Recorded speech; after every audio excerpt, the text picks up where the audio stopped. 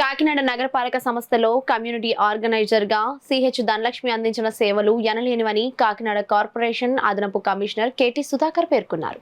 కాకినాడ నగరపాలక సంస్థ కార్యాలయంలో సమావేశంలో టీపీఆర్ఓ శైలజ అధ్యక్షతన కమిటీ ఆర్గనైజేషన్ సిహెచ్ ధనలక్ష్మి పదవీ విరమణ సభ ఘనంగా జరిగింది.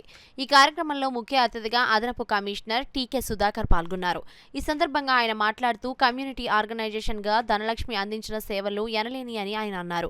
నిబద్ధతతో క్రమశిక్షణతో ఆమె అందించిన సేవలు అభినందనీయమని అన్నారు. టీపీఆర్ఓ శైలజ మాట్లాడుతూ కమ్యూనిటీ ఆర్గనైజేషన్ సిహెచ్ ధనలక్ష్మి తన విధి నిర్వహణలో అందించిన సేవలు ఇతరులకు ఆదర్శంగా నిలిచాయని అన్నారు.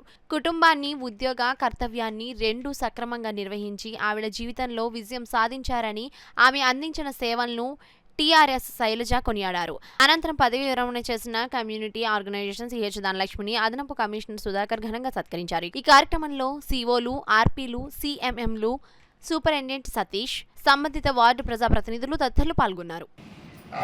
వృత్తి పట్ల డెడికేషన్ అనేది ఉండాలి, అదేవిధంగా డిసిప్లిన్ అనేది ఉండాలనేది కూడా ఆమె నుంచి మనం తెలుసుకోవాలి. ఎందుకంటే ఈ రోజున ధనలక్ష్మి గారు అలా చేశారు, ఇలా చేశారు అనేది మనం చెప్పుకోవటమే కాదు, ఆమె ఏ విధంగా మాదిరిగా మనకు ముందుగా మన ముందు ఇవన్నీ చేశారో ఆ రీతిగా మనం అలవర్చుకునే విధంగా మన ఆర్పీలు కానీ తర్వాత మిగతా శ్రీగారు కానీ ఆమె పందాలో మనం వెళ్తే ఈ విధంగా ఇప్పుడు ఈ రోజు మనం చూసాం, అసలు మాట్లాడను అనేవాళ్ళు ఎవరు లేరు. ఇంకా మనం అవకాశం ఇస్తే అందరూ మాట్లాడటానికి ఉన్నారు. మన సమయభావం వల్ల కొంతమందిని ఆపారు.